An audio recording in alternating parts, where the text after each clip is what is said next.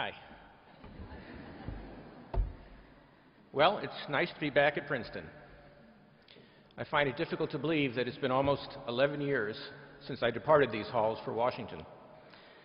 I wrote recently to inquire about the status of my leave at the university, and the letter I got back began, "Regrettably, Princeton receives many more qualified applicants for faculty positions than we can accommodate."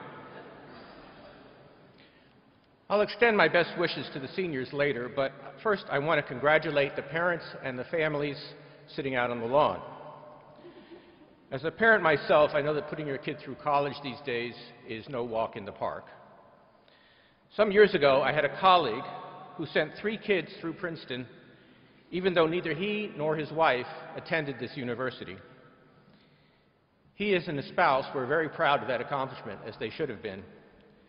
But my colleague also used to say that from a financial perspective, the experience was kind of like buying a new Cadillac every year and then driving it off a cliff. I should say that he always added he would do it all over again in a minute. So, well done, moms and dads.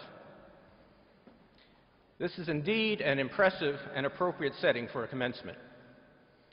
I'm sure that from this lectern, any number of distinguished spiritual leaders have ruminated on the lessons of the 10 Commandments. I don't have that kind of confidence. And anyway, coveting your neighbor's ox or donkey is not the problem it used to be. So I thought I would use my few minutes today to make 10 suggestions, or maybe just 10 observations, about the world and your lives after Princeton. Please note these points have nothing to do with interest rates. My qualification for making such suggestions or observations, besides being kindly invited to speak here today by President Tillman, is the same reason that your obnoxious brother or sister got to go to bed later. I am older than you. All of what follows has been road-tested in real-life situations, but past performance is no guarantee of future results. Number 1.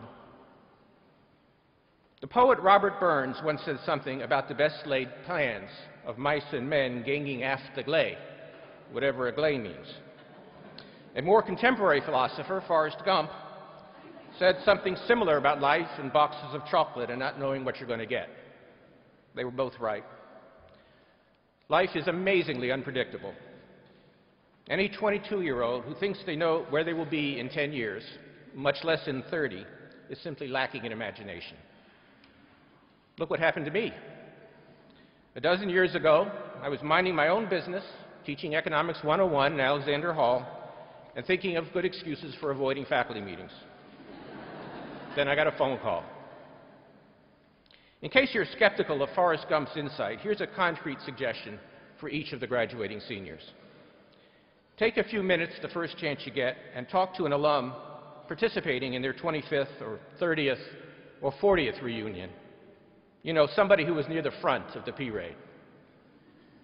Ask them back when they were graduating 25, 30, or 40 years ago where they expected to be today. If you can get them to open up, they'll tell you that today they are happy and satisfied in various measures, or not, and their personal stories will be filled with highs and lows and in-betweens. But I'm willing to bet those life stories will in almost all cases be quite different in large and small ways from what they expected when they started out those many years ago.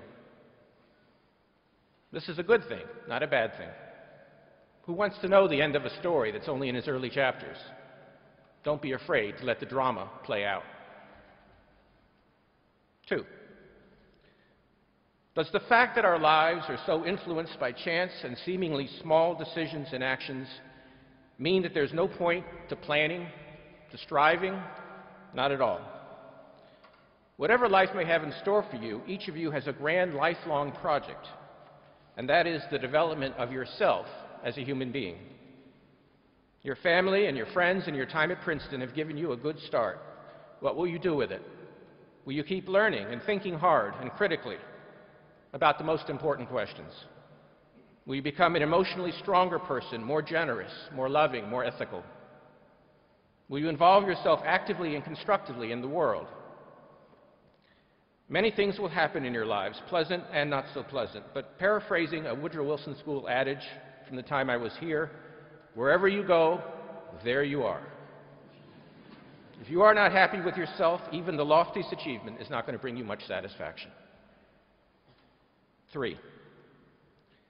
The concept of success leads me to consider so-called meritocracies and their implications. We've been taught that meritocratic institutions and societies are fair. Putting aside the reality that no system, including our own, is really entirely meritocratic. Meritocracies may be fairer and more efficient than some alternatives. But are they fair in an absolute sense? Think about it. A meritocracy is a system in which the people who are the luckiest in their health and genetic endowment, luckiest in terms of family support, encouragement, and probably income, luckiest in their educational and career opportunities, and luckiest in so many other ways difficult to enumerate, those are the folks who reap the largest rewards. The only way for even a putative meritocracy to hope to pass ethical muster, to be considered fair, is if those who are the luckiest in all of those respects also have the greatest responsibility to work hard, to contribute to the betterment of the world, and to share their luck with others. As the Gospel of Luke says, and I'm sure my rabbi will forgive me for quoting the New Testament in a good cause, from everyone to whom much has been given, much will be required, and from the one to whom much has been entrusted, even more will be demanded. It's kind of like grading on the curve. 4. Who is worthy of admiration? The admonition from Luke, which is shared by most ethical and philosophical traditions, by the way, helps with this question as well. Those most worthy of admiration are those who have made the best use of their advantages or alternatively coped most courageously with their adversities. I think most of us would agree that people who have, say, little formal schooling but labor honestly and diligently to help feed, clothe, and educate their families are deserving of greater respect and help, if necessary, than many people who are superficially more successful. And they're also more fun to have a beer with. That's all that I know about sociology. 5. Since I've covered what I know about sociology, I might as well say something about political science as well. In regard to politics, I've always liked Lily Tomlin's line in Paraphrase, "I try to be cynical, but I just can't keep up." We all feel that way sometimes.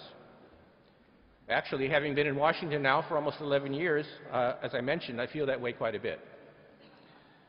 Ultimately, though, cynicism is a poor substitute for critical thought and constructive action. Sure, interests and money and ideology all matter, as you learned in political science. But my experience is that most of our politicians and policymakers are trying to do the right thing according to their own views and consciences most of the time. If you think that the bad or indifferent results that too often come out of Washington are due to base motives and bad intentions, you're giving politicians and policymakers way too much credit for being effective. Honest error in the face of complex and possibly intractable problems is far more important source of bad results than our bad motives. For these reasons, the greatest forces in Washington are ideas and people prepared to act on ideas.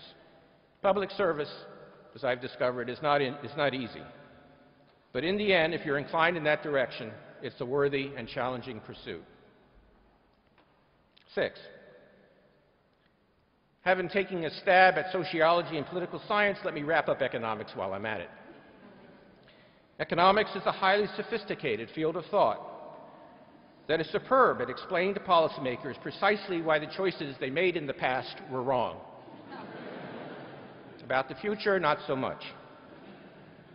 However, careful economic analysis does have one important benefit, which is that it can help kill ideas that are completely logically inconsistent or wildly at variance with the data.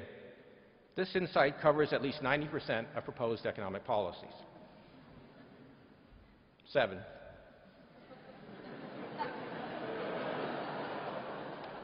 I'm not going to tell you that money doesn't matter. because you wouldn't believe me anyway. In fact, for too many people around the world, money is literally a life or death proposition.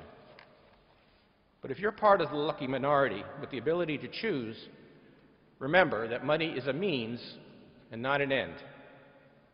A career decision based only on money and not on love of the work or desire to make a difference is a recipe for unhappiness. 8. Nobody likes to fail, but failure is an essential part of life and of learning. If your uniform isn't dirty, you haven't been in the game. 9. I spoke earlier about definitions of personal success in an unpredictable world. I hope that as you develop your own definition of success, as you will be able to do so, I hope that you'll be able to do it with a close companion on your journey. In making that choice, remember that physical beauty is evolution's way of assuring us that the other person doesn't have too many intestinal parasites. Now, don't get me wrong. I'm all for beauty, romance, and sexual attraction. Where would Hollywood and Madison Avenue be without them? But while important, those are not the only things to look for in a partner. The two of you will have a long trip together, I hope, and you'll need each other's support and sympathy more times than you can count. Speaking as somebody who's been happily married for 35 years, I can't imagine any choice as consequential for a lifelong journey than a choice of traveling companion.